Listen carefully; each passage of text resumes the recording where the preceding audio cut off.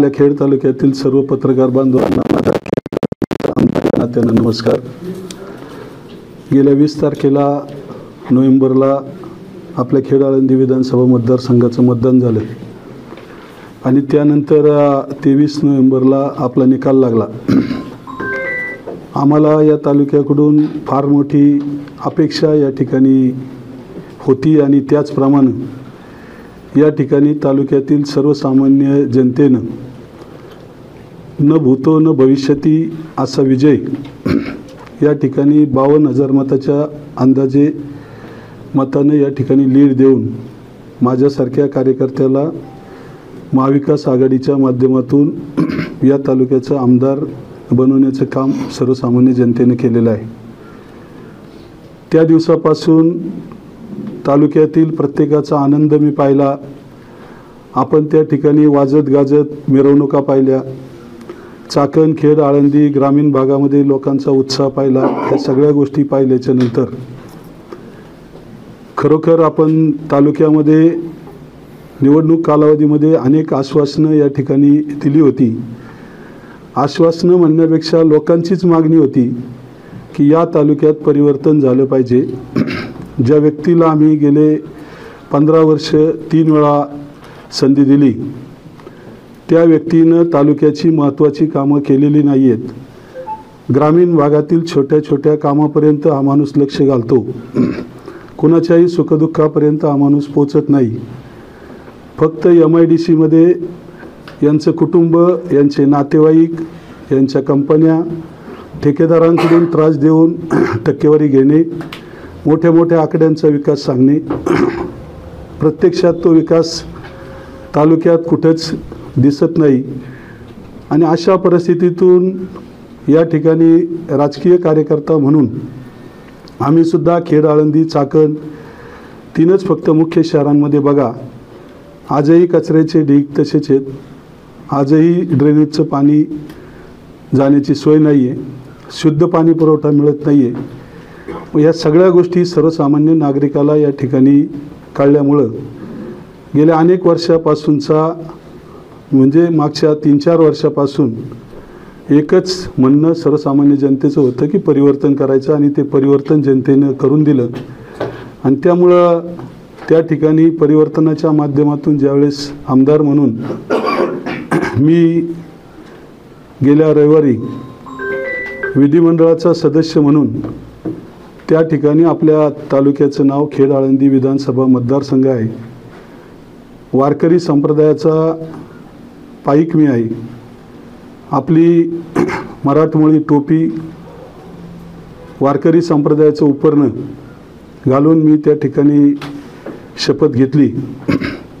आणि शपथ घेत असताना मी हुतात्मा शिवरामारी राजगुरू असतील, आदरणीय बाळासाहेब ठाकरे असतील, छत्रपती शिवाजी महाराज असतील, सर्व साधू संतांची, पंढरीचा पांडुरंग तुकोबाराया माऊलींचं नाव घेऊन ज्या आपल्या तालुक्यामध्ये आदिवासी समाज मोठा आहे, SC STची संख्या मोठी आहे, या सर्व बांधवांनी माझ्या निवडणुकीमध्ये फार मोठं मोलाचं मतदान या ठिकाणी केलेलं आहे. त्यामुळं शेवटी जय महाराष्ट्र, जय भीम, जय आदिवासी अशा पद्धतीनं या ठिकाणी मी माझी शपथ त्या ठिकाणी घेण्याचा प्रयत्न केला. परंतु जे व्यक्तिमत्व 15 वर्ष आमच्यासारख्यांनी सुद्धा त्यांना 1-1, 2-2 वेळा मतदान केले, परंतु त्या गोष्टीची जाणीव त्यांना नाही. आणि इलेक्शन कालावधीमध्ये सुद्धा त्यांनी माझी माळ, माझा वारकरी संप्रदाय, माझा गंध याच्यावर टीका केली. तिथपर्यंत ठीक आहे. परंतु निवडणूक कालावधीमध्ये तालुक्यातील सर्व वारकऱ्यांनी यांना जागा दाखवली की वारकरी काय असतो हे दाखवून सुद्धा त्यांच्या डोक्यात झोप येते की नाही मला माहीत नाही.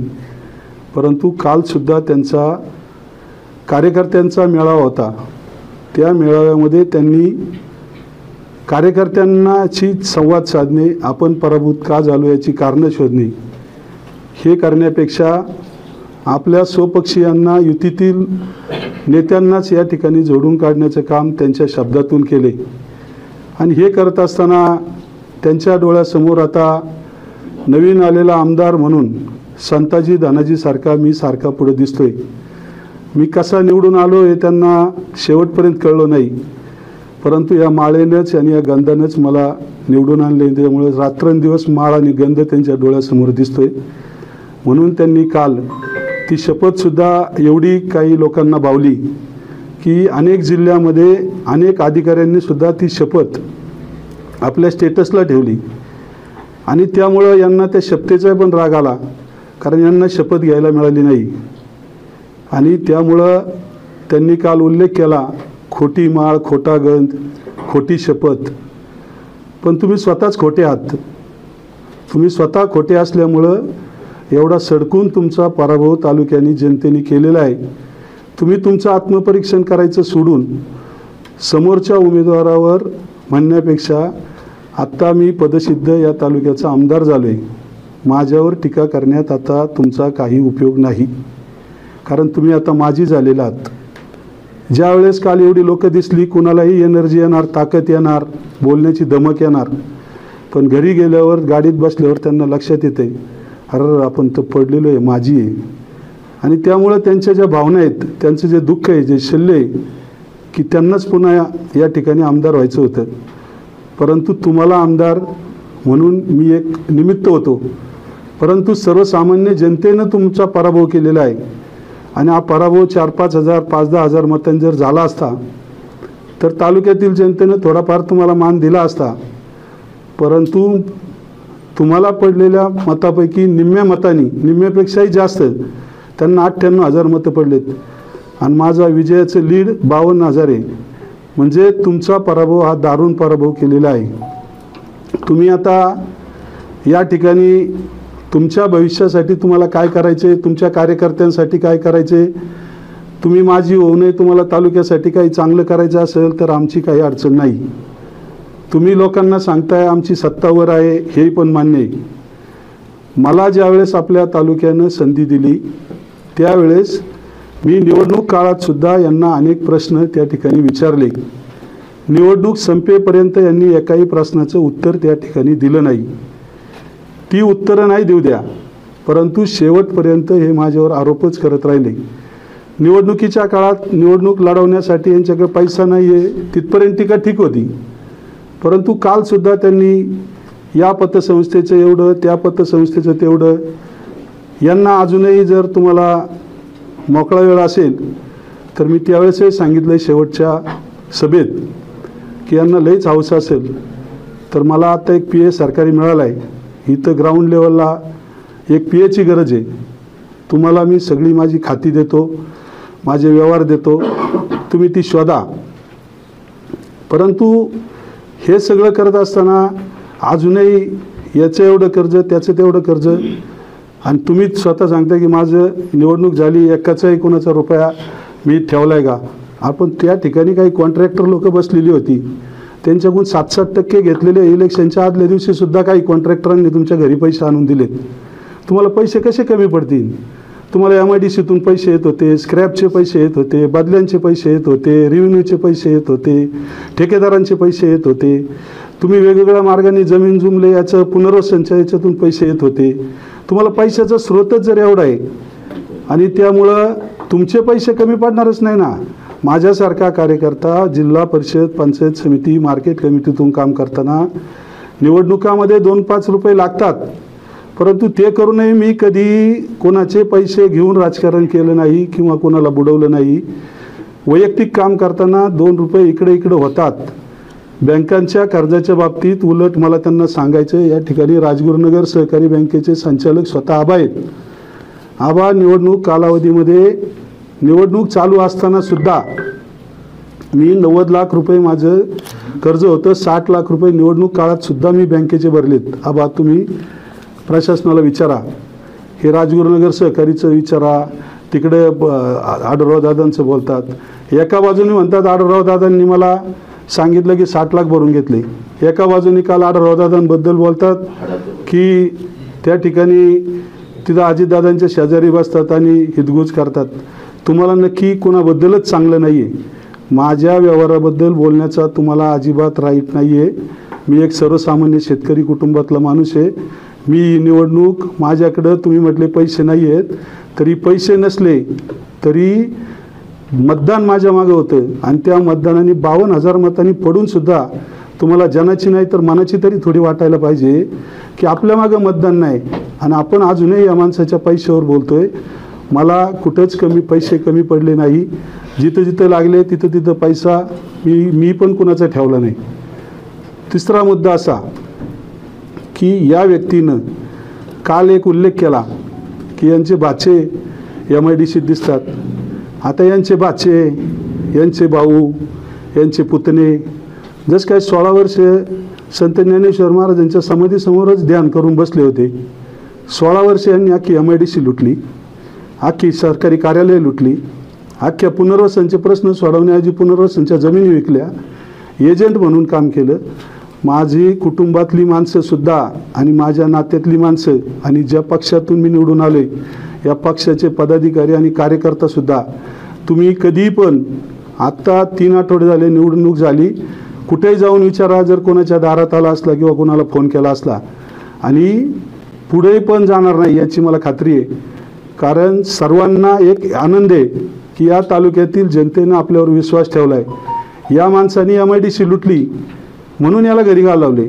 आता आमच्यासारख्याला अशी लुटालूट काय करायची नाही, परंतु या उद्योगनगरीमध्ये तुम्ही फक्त पैशाचा विचार, लुटायचा विचार केला, परंतु या तालुक्यात अनेक युवक बेरोजगार आहेत. आम्हाला पक्षाला, मला स्वतः आणि आम्हाला सर्वांना या ठिकाणी त्या युवकांना न्याय द्यायचा आहे. तालुक्याचे प्रश्न सोडवायचे आहेत. MIDCचा उपयोग CSRच्या माध्यमातून आम्हाला विकास कामासाठी करायचा आहे. त्यासाठी आम्ही निश्चित फोन करू, आमचा अधिकार वापरू.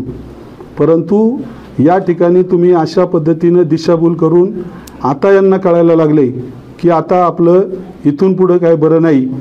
यापूर्वी यांना ते साधून गेलं की दम दिला का लोक ऐकतात.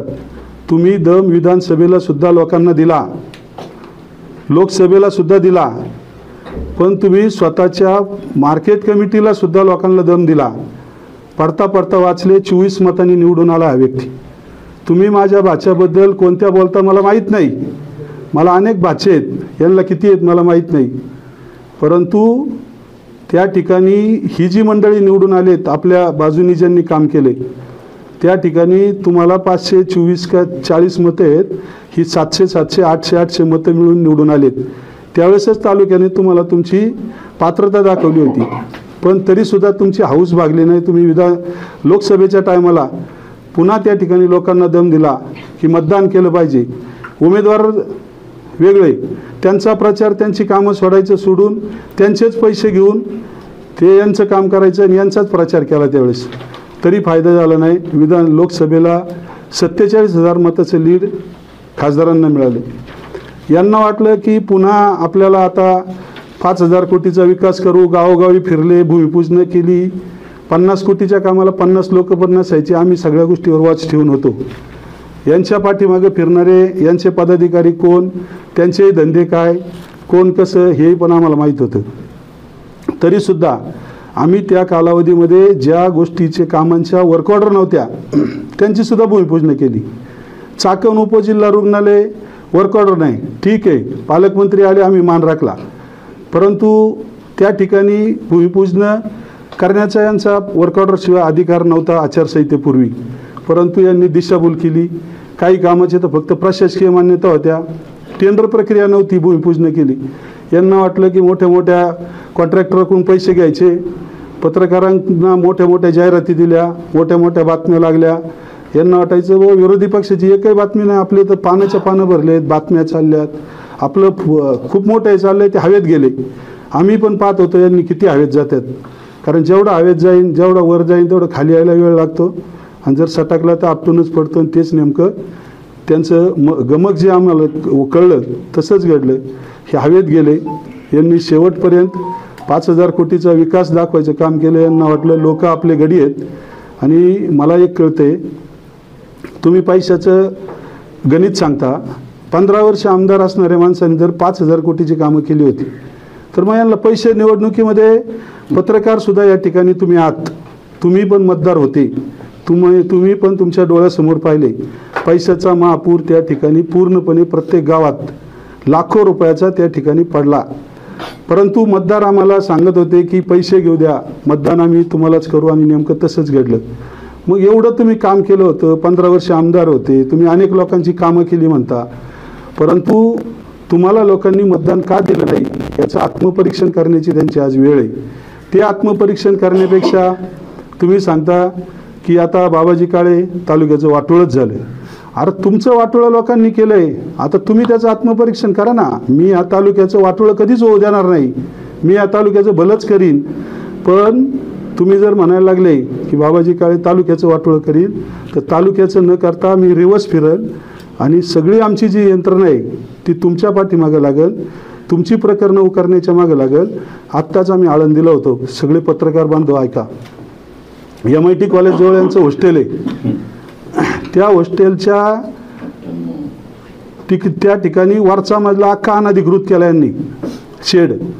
तिथली लोकांना 2-2, 4-4 रूम त्यांच्या भाड्याने जात होत्या. ह्या महाशयांनी स्वतःचं हॉस्टेल तिथं केलं, अनधिकृत दुसऱ्यांची कामं दाखवतात. तुमचं अनधिकृत तिथं शोधायला कोण येणार? आम्ही त्याच्या मागं लागणार आहोत. तुम्ही तिथं नळाची कनेक्शन, आजूबाजूची 26 घरं आहेत, त्यांना पाणी नाही आहे, आणि यांनी डायरेक्ट 16 इंची लाईन जी आहे आपली MGPची, त्या 16 इंची लाईनमधून अनधिकृत डायरेक्ट 4 इंची कनेक्शन त्यांच्या हॉस्टेलला घेतलं आहे. मग त्या लाईनमध्ये राहणारे रहिवासी नाही का? तुम्हाला ते रहिवासी डायरेक्ट असं बोलत होते की आमच्या या सगळ्या आळीतून यांना 10 मतं सुद्धा पडली नाही. तुम्ही लोकांशी नीट वागले नाही, तुम्ही स्वार्थ पाहिला. तुम्ही त्या ठिकाणी 2 लोकांना त्या ठिकाणी रोजगार मिळत होता त्या रूमच्या माध्यमातून, तो मिळून दिला नाही. हे तर एक छोटं उदाहरण आहे. तुमचं ऑफिससुद्धा कुठं आहे आम्हाला माहिती आहे, तुमच्या ज्या शाळा झाल्यात त्या कुठं झाल्यात ते पण माहिती आहे. तुम्ही कशा कशा पद्धतीने तुमचं काय करता हे पण आम्हाला माहिती आहे. तुम्ही जर अशा पद्धतीनं दुसऱ्याचं उकरून काढायला निघाले तर ही सगळी म्हणजे सर्वपक्षीय आम्ही सगळे एकत्र आहोत. प्रत्येकाने जर तुमच्या मागे एक एक प्रकरण काढून जर मागे लागले तर यांची पळताबळी थोडी होईल. परंतु आपण काय म्हणतो की आपल्याला या तालुक्याचा विकास करायचा आहे. मार्केट कमिटीच्या संदर्भात आता विजूभाऊ शिंदे त्यांनी आपल्या भावना या ठिकाणी व्यक्त केल्या. मार्केट कमिटीचे संचालक अशोकदादा राक्षे जोपर्यंत तुमच्याबरोबर होते त्यांचा दाखला काढू लागायला दादांबरोबर ते स्वतः होते. त्यावेळेचे CCTV फुटेज काढा, दादांबरोबर ते तहसील कार्यालयात दाखला काढून द्यायला होते. तुमच्याबरोबर होते तेव्हा दाखला बरोबर होता, तुम्हाला सोडलं दाखला लगेच खोटा निघाला. अरे कुणाला तरी हाताशी धरून काहीतरी करून, लोक एवढी दूधखोळी नाही आहेत.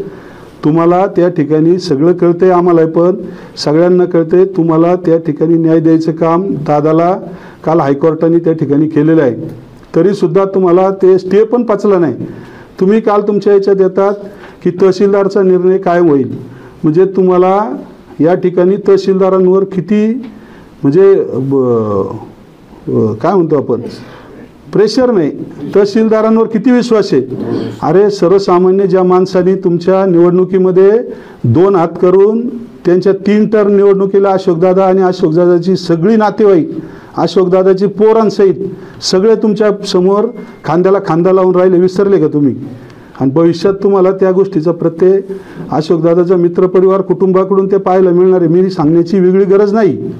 परंतु आज पत्रकार बांधवांना ज्यावेळेस आम्ही 2015 ते 2022 या कालावधीमध्ये मार्केट कमिटीमध्ये होतो, आजही पण व्हेंटिलेटरच्या घोटाळ्याचे डॉक्युमेंट तुमच्याकडे दिले, नावासहित दिले, चौकशीचा अहवाल दिला. तुमच्याकडं 3 कोटीचं कॉन्क्रीट 21% बिलो असताना ते टेंडर रद्द केलं, परत 21% आबोनी एका एजन्सीला दिलं. आम्ही निवडणुकीत जाहीर आरोप केले, हे पैसे गेले कुठं त्याचं उत्तर त्यांनी दिलं नाही. मग तुम्ही याच्यात ते पण लिहायला पाहिजे होतं की निवडणूक काळात तुमच्या किंवा त्याआधी मार्केट कमिटीचे तुमच्यावर आरोप झाले आणि ते केलं. आज मार्केट कमिटीचे काही संचालक म्हणतात की हे पोपटपंची करतात. पोपटपंची करतात म्हणजे संचालक सगळेच निवडून आलेत, सगळेच चांगल्या मताने आलेत, प्रत्येकाला अधिकार आहे. तुमच्याकडं तुमच्या विचाराचा आमदार होता म्हणून परवानग्या मिळाल्या असं नाही, परवानग्या ह्या सगळे मिळूनच मिळालेल्या आहेत. परंतु त्यांच्यामुळं मिळाल्या, त्यांच्यामुळं मार्केट कमिटी पुढे गेली. परंतु त्यांनी केलेल्या सभापती आणि काही संचालक मंडळींनी त्यांच्यात संचालक मंडळी आमच्याबरोबर चौकशी समितीत होते.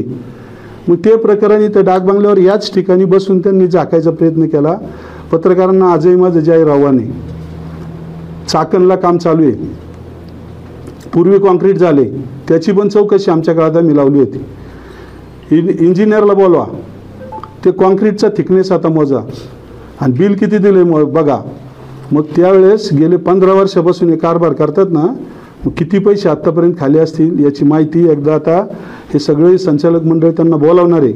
समोरासमोर यापूर्वी झालेल्या कामाचं समोरासमोर चौकशी तालुक्याच्या शेतकऱ्यांसमोर पत्रकारांसमोर करणार आहे.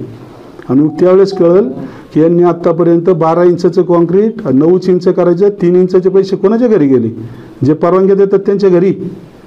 मग तुम्ही जर तुम्हाला या ठिकाणी असं चुकीचं बोलून हे करत असेल तर पत्रकार बांधवांना माझी विनंती आहे, खरं आणि खोटं दोन्हीचाही न्याय देण्याच्या भूमिकेनं आम्ही सर्वजण तुमच्याकडे पाहत आहोत. एकतर्फी बाजूनं निवडणूक कालावधीमध्ये आम्हाला काही गोष्टी कोणाला एकमेकाला बोलता येत नव्हत्या, आचारसंहितेचा भाग होता, आपण एकमेकाचे जवळचे आहोत म्हणून कधीही आपण एकमेकाला दुखवलं नाही. परंतु आत्ताचा जो इथून पुढचा कालावधी आहे, मार्केट कमिटी असेल, शेतकऱ्याची असेल आहे, मी आहे तर सर्वसामान्य जनतेसाठी मला काम करायचं आहे. तुमच्या सगळ्यांच्या पारदर्शी बातम्यांची गरज आज इथून पुढे आम्हाला आहे. आम्ही जाणून बुजून कोणतंच चुकीचं काम करणार नाही, कोणतंच चुकीचं हे करणार नाही. परंतु आता भविष्यात पंचायत समिती, जिल्हा परिषद, नगर परिषदेच्या निवडणुका येतीलच. या निवडणुका आल्याच्या नंतर ह्या बाबांना आत्ताच भीती वाटली की आता आपण तर माझी झालो आहे, आपल्याकडे जेवढ्या गाड्या येतात होत्या त्या तशाच सरळ जाऊन बाबाजी काळेंच्या घराजवळ लागतात. मग तिथून फोन करायचे, इथं कोणची गाडी होती, इकडं कोणची होती. अनेकांचे फोन रेकॉर्डिंग आपल्याकडे आहेत. अहो ते तिकडं तुम्ही आता तिकडे जायला लागले, नाही नाही आमचं काम होतं. आता कुणी पण सांगणार ना, त्यांना आता घाबरायला कुणी तयार नाही आहे. निवडणूक खासदारकीच्या निवडणुकीतही घाबरत नव्हतं म्हणून मतदान नाही झालं. विधानसभेतही पण अनेकांना फोन केले, नाही घाबरले. आता हे तर माझी झालेत, लोक मोकळी झाली, उलट आनंदी झालेत. लोक एवढी आनंदी झालेत की लोकांच्या चेहऱ्यावरचा आनंद पाहून मी सुद्धा म्हणजे आपण जेवतोय का म्हणजे जेवल्याचे सुद्धा भान राहत नाही, इतका आनंद लोकांचा पाहून मला आनंद होतो. हे सगळे सहकारी आज आम्ही रात्रंदिवस लोकांच्या संपर्कात आहे. फोन कोणाचेच बंद म्हणजे फोनसुद्धा घेता येत नाही, एवढं लोकांचं हे करतो. काल एक नेता म्हटला निवडून आलेल्या उमेदवाराच्या हातात हात द्यायला माणसं नाही आहेत. आता काही पत्रकार तुम्ही आता अनेक कार्यक्रमात होते, कुठेही गेल्याच्या नंतर गराडा पडतोय, कोण लगेच फोटो काढा येते, कोण काय करते, कोण कोणाचं काम सांगते. आम्ही सन्मानच घेत राहिलो नाही, पहिल्या दिवसापासून काम करतोय. मग ते लाईटचं असेल, पाण्याचं असेल, पाण्यासाठी 8 दिवस सातत्याने त्या ठिकाणी हे केलं. आज सकाळी पाणी सुटलं चासकामानला, उद्या आता बामासखेडच्या नदीला पाणी सोडण्याचा प्रश्न आहे, उजव्या कांद्याला ते काम आम्ही करणार. ज्या ज्या ठिकाणी डिप्या नाही आहेत त्या त्या ठिकाणी डीपी देण्याचं काम आमचं चालू आहे. कुठं मेंटेनन्सचं काम MSCB वाल्यांना सांगून काम चालू आहे. विकास कामाच्या संदर्भातून चर्चा चालू आहे. आढावा बैठकी आमच्या चालू आहेत. सगळ्या अधिकाऱ्यांना घेऊन त्या ठिकाणी काम करतोय. अधिकाऱ्यांना सुद्धा आम्ही सांगितलंय की 15-20 दिवस आम्ही तुमचा अंदाज पाहू. तुम्ही जर योग्य पद्धतीने कामकाज करताय, राजकीय हेतूनी किंवा एकतर्फी काम करताय किंवा काय, याची आम्ही सगळी पाहणी करतोय. आमच्या जर सगळ्यांना मी आलं तर मी स्वतः एकटा काम करत नाही. मला रोज हे ज्यांनी मला निवडून दिलं किंवा खांद्याला खांदा लावून महाविकास आघाडीबरोबर सर्व पक्षांनी मदत केली, या प्रत्येकाला मी रोजचा खुलासा सांगतोय की असं केलं पाहिजे, या कार्यालयात आपल्याला असं झालं पाहिजे. सगळ्यांना बरोबर घेऊन मी काम करायचा प्रयत्न करतोय. त्यामुळं या ठिकाणी अधिकारी वर्गाला सुद्धा पहिल्याच दिवशी लगेच दामात घेणे, यांची भाषा वापरणे मला लगेच जमणार नाही. परंतु काम करून घेण्यासाठी मी सुरळीत भाषेत आलेखाप्रमाणे जर नाही ऐकले तर मी माझी भाषा यांच्यापेक्षाही वेगळी राहील, चढत्या भाषेत राहील. परंतु कधी तर काम झालं नाही तर. त्यामुळं आत्ताच्या सद्यस्थितीमध्ये काही अधिकाऱ्यांकडून एकतर्फी काम होताना दिसतंय, काहींकडून बरोबर होते, काही कॉमनली आल्याच्या नंतर ते बरोबर दिसतंय. परंतु आता मी 24 वर्ष प्रशासनाबरोबर आहे. मला प्रशासनाच्या कार्यपद्धतीवर नुसतं त्यांच्या शारीरिक हालचालीवर सुद्धा चेहरेपट्टीवर कळते की यांच्या मनात काय. 70% तर नक्की कळते, तेवढा मनकावडा नाही परंतु अनुभवाने मला कळते. त्यामुळं मी आता अजूनही अधिवेशन आता 16 ते 22-21 अधिवेशन आहे, तोपर्यंत मी बारीक सारीक गोष्टीचा अभ्यास करतोय, प्रशासकीय गोष्टीचा अभ्यास करतोय, राज्यस्तरावरचे काही कायदे किंवा इतर नियमावलीचा अभ्यास करतोय. ह्या सगळ्या गोष्टीचा अभ्यास करून माझं काम एवढंच आहे की या तालुक्याला न्याय द्यायचं काम मला करायचं आहे। परंतु आत्ता यांनी काल मेळाव्यामध्ये सांगितलं की मी जरी पडलेलो असलो तरी कामात कुठेही कमी पडणार नाही। आणि मला दिलीप मोहिते म्हणतात, मी तुम्हाला माहिती आहे आत्तापर्यंत कसा घडलोय, आत्तापर्यंत माझ्याकडं पद होतं म्हणून मला काही करता आलं नाही, पण पद असताना सुद्धा यांनी किती घडामोडी केल्या, किती आरोप स्वतः संजय राऊत साहेबांनी आरोप केला यांच्यावर खुनाचा, यांना उत्तर देता आलं नाही, यांच्याकडून काय काय घडामोडी घडल्यात हे तालुका पाहतोय। हे पदावर असताना सुद्धा यांनी अनेक उद्योग केलेत, पडद्यामागून केलेत, त्यांना वाटलं लोकांना दिसत नाही, परंतु ते उद्योग ज्या भागात केले त्या भागाने सुद्धा तुमच्यावर या ठिकाणी मेहरबानी दाखवली नाही, तुमच्या विरोधात गेला तो भाग, तुमचा भाग असून सुद्धा माझ्यासारख्या कार्यकर्त्याला तिथं लीड मिळालं। लोक त्यावेळेस मी 2014ला पाहिलं, 9ला पाहिलं, बाहेर पडत नव्हती त्यांच्या भागातली दहशतीखाली, परंतु आत्ता शेलपिंपळगावमध्ये स्वतः सयाजी मोहितेंनी आम्हाला खांद्यावर घेऊन आमची मिरवणूक काढली, म्हणजे किती लोक मोकळे झालेत। सांगायचं तात्पर्य एवढंच की तुम्ही यापूर्वी काय केलं हे सगळ्यांना माहिती आहे, तुम्हाला नारायण आप्पांनी कसं वाचवलं हे पण आम्हाला माहिती आहे, तुमचे कुठले कुठले खटले कसे कसे मिटले हे माहिती आहे, तुम्ही कुठं कुठं तुमचे नातेवाईक काय करतात, कोण प्लॉटिंग करते, कोण किती डोंगर कट करून प्लॉटिंग करते, तुम्ही कंपन्या केल्या ते डोंगर किती कट केले, त्याच्या रॉयल्ट्या तुमच्या खात्या 7-12 उतार्यावर लागल्या पण कमी कशा झाल्या, 1 रुपया न भरता, हे पण आम्हाला माहिती आहे। तुमचे अनेक प्रकरण आहेत, परंतु मी मागाशीच सांगितलं की तुमची प्रकरणं आम्हाला काढायला लावू नका, आम्हाला वाद घालायचे नाही, उलट तुमची सत्ता आहे, तुम्ही उलट चांगलं काम करा, तुम्ही नेत्यांशी तुमचा संपर्क ठेवा, परंतु मी काम करणारा माणूस आहे। मी जरी महाविकास आघाडीचा असलो आणि वर महायुतीचं सरकार असलं तर इच्छा असेल तर मार्ग दिसतो, माझी इच्छा या तालुक्याचं काम करण्याची आहे, मला मार्ग नक्की मिळतील, जरी वरचे मंत्री पालकमंत्री इतर कुणी हो।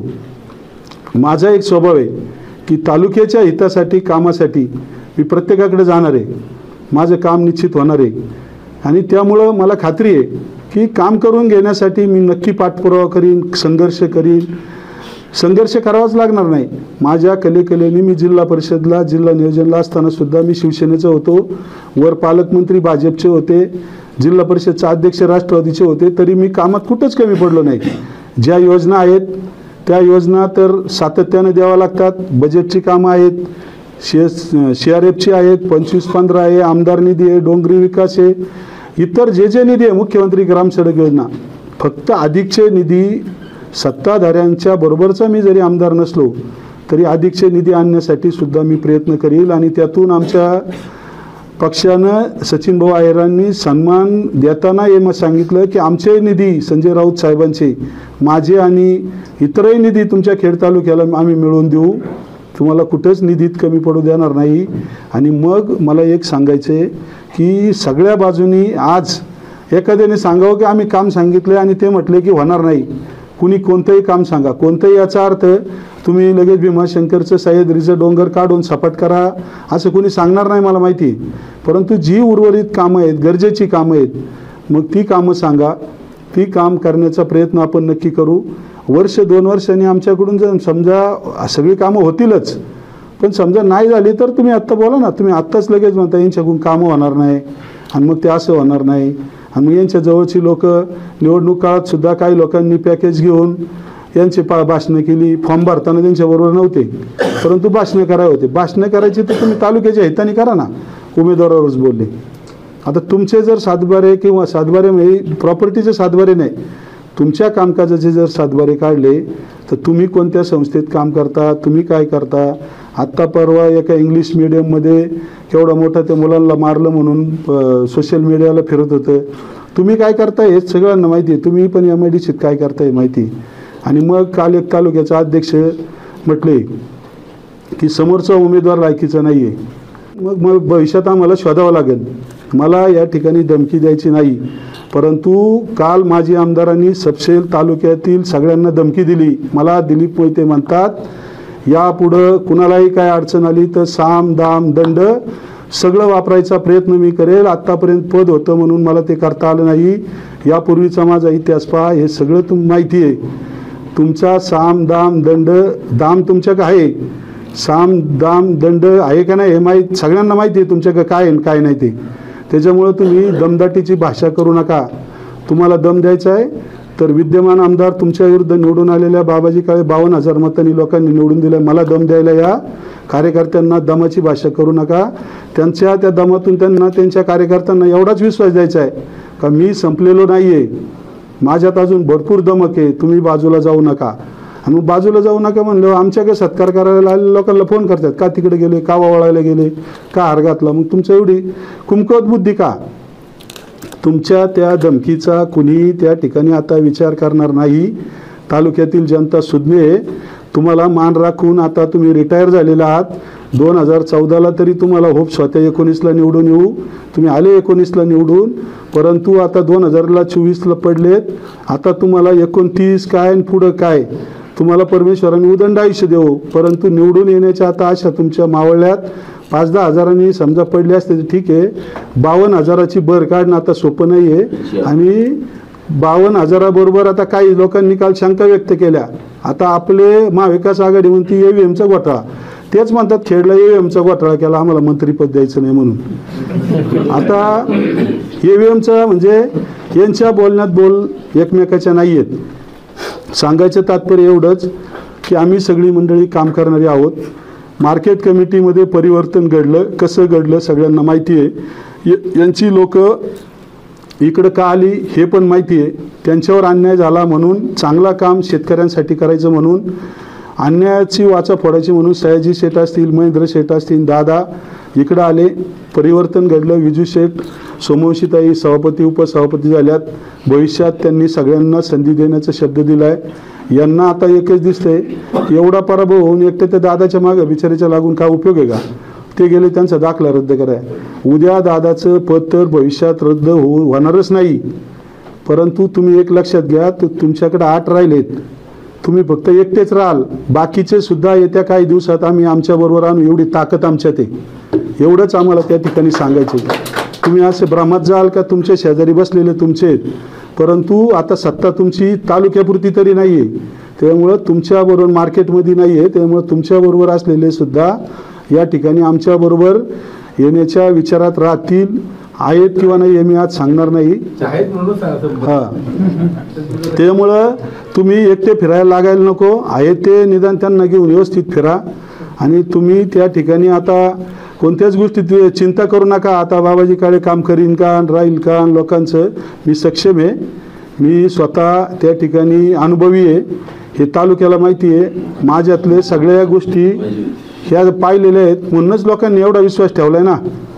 तुमच्यात जर तेवढी धमक होती तर तुमच्यात ते मतदान तुम्ही निवडून आले असते तर माझ्यासारखा कार्यकर्ता म्हटला असता यांची ताकद आहे अमुक. परंतु आज तुमची ताकद तालुक्याने दाखवून दिली. त्यामुळे तुम्ही एक चांगला विचार करा. उगाच आमच्या नादाला लागू नका, धमक्या देऊ नका. तुमच्या धमक्यांमुळं तुम्ही स्वतःच पडलेले आहेत, त्याचा विचार करा पहिलं. एवढंच आज या ठिकाणी नमूद करत असताना आज म्हणजे जास्तीचं बोललो, परंतु स्पष्टीकरण देणं गरजेचं होतं. तालुका हा आपला खूप मोठा आहे. तालुक्याची कामं नक्कीच मी सहकाऱ्यांना बरोबर घेऊन करणार आहे. सगळ्या योजना तालुक्यात आणणार आहे. पाण्यासाठी, लाईटसाठी, पोलीस स्टेशनचं काम असेल, तहसीलदार, प्रांत ऑफिस किंवा कोणतंही जरी विकासाचं काम असेल, मी या ठिकाणी त्या लोकांचं काम बाकी ठेवणार नाही. सर्वांना विचारात घेऊन ते कामं प्रत्येकाची करून देणार आहेत. आणि त्यामुळं कुणीही शंका घेऊ नये, यांच्या ह्या दमदाटीवर विश्वास ठेवू नये. आणि येणाऱ्या जिल्हा परिषद, पंचायत समिती आणि नगर परिषदामध्ये पुन्हा आम्ही सगळेजण एकत्र येऊन, यांना असं वाटत असेल की आम्ही लय पुढं काहीतरी गाजू त्या निवडणुका, परंतु तुम्ही जर असेच बरळत राहिले तर ते बिचारे तुमच्यावर जे उभं राहायला इच्छुक आहेत ती सगळी आमच्या संपर्कात आहेत आत्ता. आणि आम्ही एक वेळ सगळ्यांचा विचार करून तुम्हाला उमेदवार पण भविष्यात पंचायत समिती, जिल्हा परिषद किंवा नगर परिषदेला मिळणार नाही. कमीत कमी 2-3 महिने चांगले राहा, उमेदवार तरी तुम्हाला मिळतील. आणि उमेदवार जरी मिळाले तरी या ठिकाणी आम्ही महाविकास आघाडीच्या माध्यमातून वरिष्ठ जसे सांगतील तशा पद्धतीनं पुढच्या निवडणुकाला सामोरे जाणार आहोत. आणि या तालुक्यातली जनता मार्केट कमिटीला जसा न्याय दिला, विधानसभेला जसा न्याय दिला, लोकसभेला न्याय दिला, अशाच पद्धतीनं येणाऱ्या स्थानिक स्वराज्य निवडणुकामध्ये सुद्धा न्याय देणार आहे. आणि भविष्यकाळात या ठिकाणी तुम्ही जसं चुकीच्या पद्धतीनं काम केलं तुमच्यावर लोक नाराज का झाली असं या ठिकाणी आम्ही होऊ देणार नाही. लोकांना रोज आनंदी ठेवून त्यांचं काम करणार, चुकीच्या पद्धतीनं काम करणार नाही. आणि हा तालुका या महाराष्ट्रामध्ये खेड आळंदी तालुका एक उंचीवर नेण्याचा प्रयत्न मी आणि माझ्या सर्व सहकाऱ्यांचा राहील एवढंच सांगतो आणि थांबतो. रामकृष्ण हरी.